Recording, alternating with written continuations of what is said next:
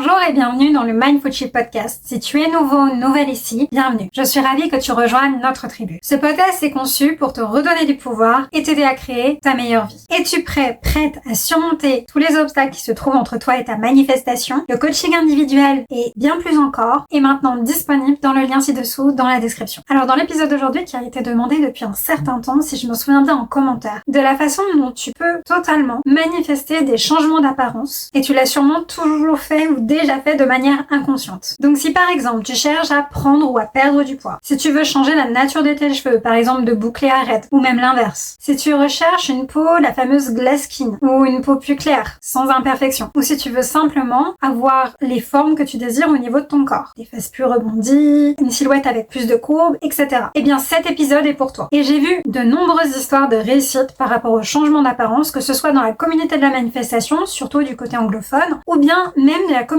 des subliminaux. J'en ai vu beaucoup. Et tu peux aller les checker d'ailleurs. Il y a de nombreux témoignages de personnes qui ont changé leur physique. C'est même quelque chose d'assez courant en fait. Et c'est quelque chose dont j'ai parlé aussi, mais je ne me suis pas attardée sur le sujet dans d'autres épisodes de podcast. J'ai manifesté, comme tu le sais, notamment une perte de poids. Et il faut savoir que quand j'étais enfant, je dirais entre 8 et 12 ans, j'avais eu souvent l'impression d'être en surpoids par rapport aux autres enfants de mon âge. Ce qui m'avait été aussi retranscrit, reflété par des camarades de classe à l'époque. Comme quoi, justement, j'étais en surpoids. Et lorsque je regarde des photos de moi à cette époque-là, ce n'était pas du tout le cas. Mais alors vraiment, ce n'était pas le cas. C'est juste que, contrairement à peut-être d'autres filles de mon âge, j'avais déjà plus de courbes et plus de formes féminines à l'époque. Et j'étais vraiment loin d'être en surpoids. Et il faut savoir qu'en grandissant, notamment à l'adolescence, j'ai vraiment réalisé aussi que la majorité des regards masculins, au contraire, trouvaient les courbes beaucoup plus intéressantes. Au contraire, appréciaient vraiment en fait des courbes sur un corps de femme. Et ça m'a aidé aussi à les accepter plus facilement. Pas uniquement ça, mais il faut savoir que à l'époque, justement entre 8 et 12 ans, j'ai eu aussi la mentalité de décider, où je ne connaissais pas du tout la manifestation de la loi d'Ascension à ce moment-là, mais j'ai décidé que plus tard, tout le monde me regarderait comme si j'étais une déesse, en quelque sorte. C'est pas exactement ce que je me suis dit, mais l'idée principale était vraiment là. Et c'était la décision et ce que je me rappelais à chaque fois. C'est pas grave, parce que de toute façon, très vite, quand je serai un peu plus âgée, et bah, c'est comme ça qu'on me regardera. C'est comme ça qu'on me traitera. Je deviendrai irrésistible aux yeux de tout le monde. C'est un peu ce que l'idée que j'avais en tête en fait. Et c'est ce que ma réalité m'a plus ou moins prouvé par la suite. Entre mes 15 et 20 ans, c'est exactement comment je me sentais. Et je me sentais bien dans mon corps et j'aimais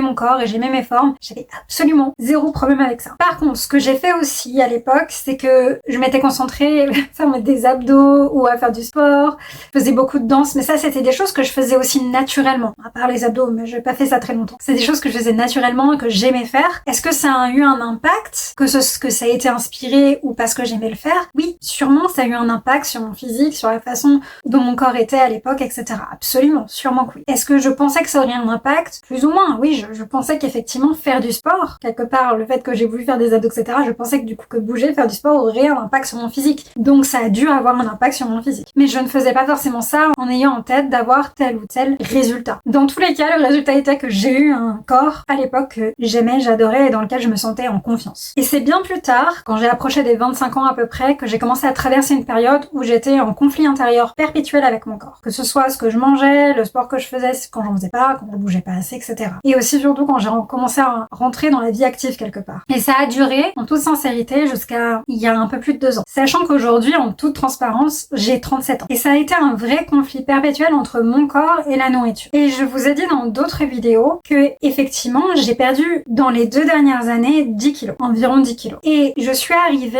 depuis que j'ai fait ce travail-là, que j'ai manifesté ça aussi, à aimer plus mon corps que durant toute cette période, en fait, de bataille et de conflit intérieur perpétuel. Puisque je suis ancienne naturopathe, je connaissais, en fait. Du coup, ce qui me ferait du bien, au niveau de la nourriture saine, le fait de bouger, j'avais toutes ces connaissances-là que j'appliquais, mais j'étais quand même en conflit intérieur avec moi-même perpétuellement. Et j'avais toujours quand même cette pensée intérieure où j'avais du mal à aimer mon corps. Et je bataillais et j'avais pas forcément le résultat ou le corps que je désirais et souhaitais. Même en faisant tout ça. Même en mangeant sainement, même en bougeant plus. Parce que mon mental, la façon dont je pensais, n'était pas changé par rapport à mon corps. Je tentais en fait d'appliquer des actions sans changer ma mentalité, mon mindset par rapport à mon corps. Sans penser que j'avais déjà en fait ce que je voulais. Que c'était déjà qui j'étais. Donc j'étais dans une espèce de travail perpétuel d'attendre des résultats qui n'arrivaient pas. Et comme tout en manifestation on le sait, tant qu'on ne s'identifie pas à quelque chose comme étant déjà à nous, ou sur le point d'être à nous à tout moment maintenant, eh bien on est dans l'attente perpétuelle et on peut toujours toujours attendre, c'est ce qu'on manifeste, l'attente perpétuelle. On doit encore et encore faire pour y arriver. Et quand est-ce qu'on y arrive? C'est exactement aussi ce dont je vous parle en général. Depuis ces 2 dernières années, j'arrive vraiment à un point où je commence à aimer mon corps à nouveau. Pas autant que je l'ai aimé encore à l'adolescence, mais on est vraiment plus proche de ça que ce que c'était les 10 dernières années. Et au jour d'aujourd'hui, quand je porte quelque chose, que je mets quelque chose même d'un peu serré, etc.,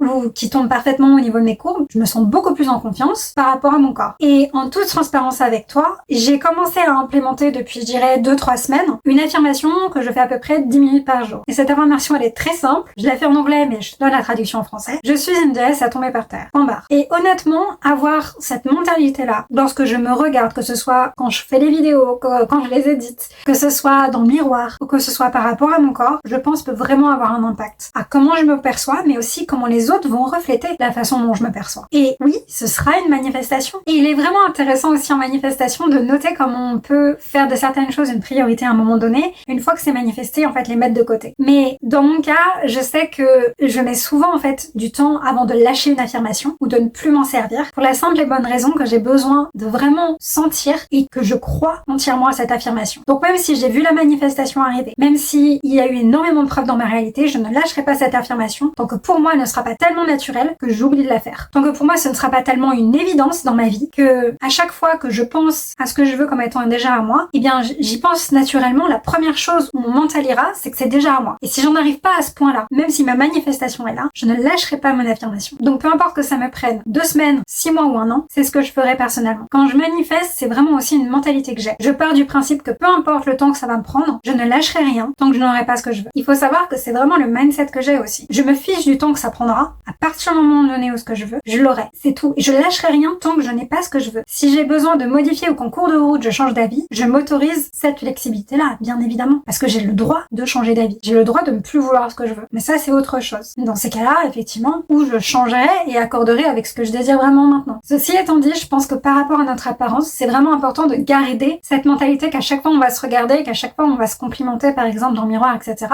Et oui, on peut avoir des jours où on se sent moins bien dans sa peau, des jours où on s'aime moins, mais on est un petit peu plus dur envers soi-même, mais ça ne devrait pas être un laisser-passer pour se traiter d'une façon dont tu ne traiteras pas, par exemple, ton ou ta meilleure amie. Parce que c'est ce que tu dois être avant tout pour toi-même. Ne te dis pas des choses que tu ne dirais pas à ton ou ta meilleure amie, s'il te plaît. Et il n'y a absolument aucun mal à s'auto-valider et à se complimenter. On ne peut jamais le faire trop, je pense. En tout cas, en pensée. Ça ne veut pas dire se vanter ou être hautain ou se sentir plus haut que soi-même. Ça veut simplement dire s'auto-valider, se complimenter, reprendre un peu confiance en soi aussi. Je pense qu'on en a tous et toutes besoin. Et de toute façon, si tu ne t'auto-valides pas, si tu ne te complimentes pas toi-même, de qui l'attends-tu? Fais-le pour toi en premier lieu. Parce que tu le mérites, l'opinion des autres est juste l'opinion des autres. Et quand ce sont des personnes proches, 90% du temps, c'est des réflexions de ce que tu penses par rapport à toi-même. Donc de toute façon, ils vont refléter ce que tu penses de toi. Donc change ta façon de penser par rapport à toi-même d'abord. Et honnêtement, je peux dire aujourd'hui que j'aime mon corps. Bon, plus que ça des dernières années, ça c'est clair. Et je sais que mon petit ami actuel l'aime aussi. Il faut savoir qu'il est anglophone. C'est quelque chose que j'ai pas forcément dit parce que voilà, j'ai pas forcément envie de divulguer des détails sur ma vie privée, plus que ce que je ne dis. Lorsque je serai prête à en partager certains, je le ferai savoir comme d'habitude. Mais une chose qu'il m'avait dit récemment, il y a peut-être quelques semaines, c'était My future wife is so hot. Ma future femme est tellement sexy. Et puis de toute façon, pourquoi est-ce qu'il ne l'aimerait pas, n'est-ce pas? Évidemment qu'il aime mon corps. Ça devrait être ta façon de penser aussi, par rapport à ton ou ta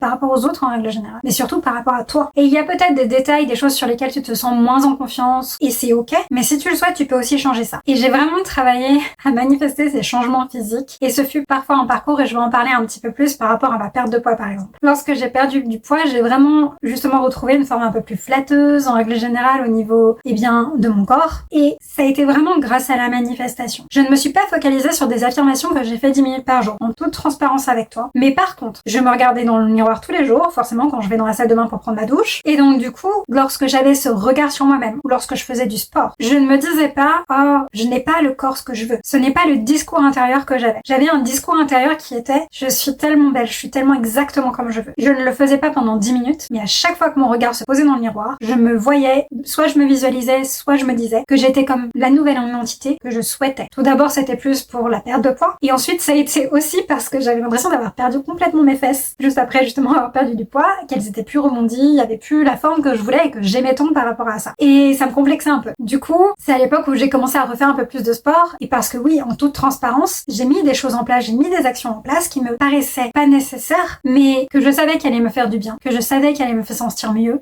sûrement aussi par rapport à mon passé en tant que naturopathe, mais aussi percevais que ces choses-là auraient un impact quand même sur moi, et parce que je pensais que ça allait fonctionner pour moi, de toute façon, ça allait fonctionner pour moi. Et c'est exactement ce qui s'est passé. Un peu comme un placebo, en fait. Et donc oui, j'ai fait attention à ce que je mangeais, la façon dont je mangeais, que je prenais assez de protéines, par exemple, etc. Chose que je savais que je négligeais un petit peu. Et aussi au fait de faire plus de sport, de bouger plus. Même si c'est juste 20-30 minutes par jour, concrètement. Et avant toute chose, faire ces choses-là pour moi me faisait me sentir bien. Je ne l'ai pas fait d'une manière stricte ou complètement rigide. Il y a des jours où je mangeais pas extrêmement bien, je m'autorisais largement des gourmandises. Et il y a des moments aussi où je fais moins de sport. Comme ces derniers temps, j'ai fait moins de sport. Je sais que je vais y retourner parce que ça me manque et que ça me fait du bien. Et j'ai envie de devenir cette guerrière, en fait, fantasy, que j'arrête pas de lire justement dans mes livres. Donc c'est quelque chose qui me motive et que j'aime beaucoup, et j'aime beaucoup cet aspect-là. Et j'aime bouger, et je sais que ça me fait du bien, que ce soit au niveau mental, pour garder mon mindset, ou aussi au niveau de mon corps. Et si ça peut en même temps me faire penser que ça va m'aider à manifester le corps que je désire,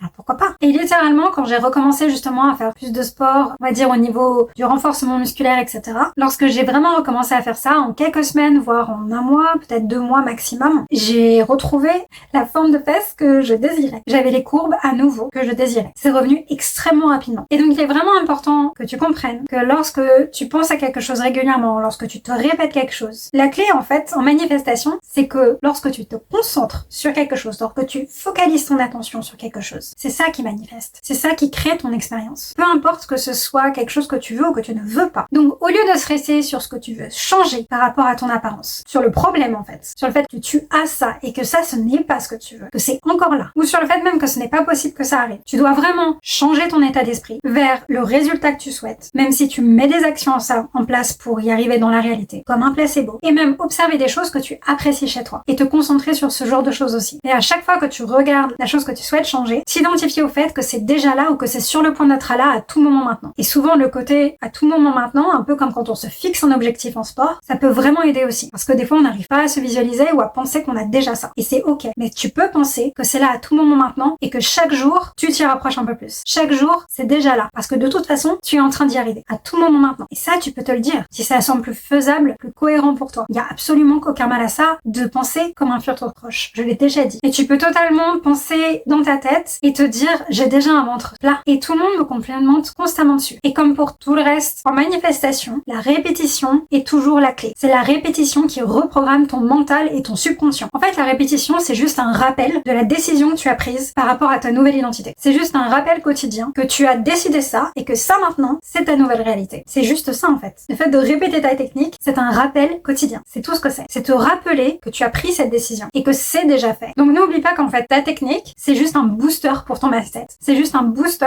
pour reprogrammer ton subconscient plus vite et plus rapidement en fait. Parce que tu peux aussi juste prendre la décision et attendre que ce soit fait dans 6 mois, 1 an, ou alors tu veux quelque chose très rapidement, tu veux un changement très rapidement et tout de suite. Et dans ces cas-là, tu vas te le répéter suffisamment pour imprimer et reprogrammer ton subconscient plus rapidement. C'est un choix. Moi personnellement, j'avais pas choisi le fait de soit rapide. Je m'en fichais royalement. Je savais que de toute façon, je obtiendrais ce que je veux et j'étais pas pressée par rapport, en tout cas, au changement physique. Donc c'était pas ma priorité. Ça l'est toujours pas d'ailleurs, spécifiquement. Et tout ce que tu as à faire, c'est te concentrer sur ce que tu veux comme étant déjà à toi ou à toi à tout moment maintenant. Que ce soit des hanches galbées, le physique dont tu rêves, un changement de couleur d'yeux, la nature de tes cheveux, la qualité de ta peau. Et tu peux aussi tout à fait utiliser, par exemple, la méthode de la révision. J'ai déjà fait un épisode dessus et je t'invite vraiment à aller le regarder dans ces cas-là pour avoir plus de détails sur comment ça peut fonctionner. Et ça peut vraiment être un outil intéressant et une méthode technique intéressante lorsque tu souhaites justement manifester un changement d'apparence. Parce qu'au lieu de te concentrer sur ce qui est présent et ce que tu n'aimes pas chez toi, tu te dis au contraire que ça a toujours été la nouvelle identité que tu choisis, que tu as toujours été comme ça. Ta réalité, encore une fois, n'aura pas d'autre choix que de te donner raison. Donc en fait, tu inverses ce scénario et tu penses que tu as toujours eu en fait cette identité-là. Point final. Donc par exemple, si tu souhaites changer la nature de tes cheveux et que tu as des cheveux bouclés mais que tu souhaites au contraire des cheveux beaucoup plus lisses, tout ce que tu as à faire, c'est de commencer à te dire tous les jours, te le répéter, au moins 10 minutes par jour, mes cheveux ont toujours été si soyeux et lisses. En fait, tu te dis que tu as déjà toujours eu ce que tu voulais. C'est déjà le cas. Ça a toujours été le cas en fait dans ta vie. Et tu te dis ça aussi à chaque fois que tu te regardes dans le miroir ou que tu fais face au fait que tes cheveux sont de telle ou telle nature. Même si tu ne le vois pas encore dans ta réalité. Ou au contraire, ça peut être entièrement l'inverse et tu as des cheveux raides et tu souhaites avoir des cheveux bouclés ou ondulés. C'est ce que j'ai fait. Alors je ne l'ai pas fait en utilisant des affirmations. J'avais utilisé des subliminaux et en quelques temps j'ai eu des cheveux ondulés. Et tout ce que tu as à faire dans ces cas-là, c'est de penser j'ai toujours eu des cheveux magnifiquement bouclés, par exemple. Et en te disant des choses comme ça aide vraiment à reprogrammer en fait ton subconscient par rapport à ta nouvelle identité choisie pour que des preuves soient poussées dans ta réalité et te donnent raison. Tu peux même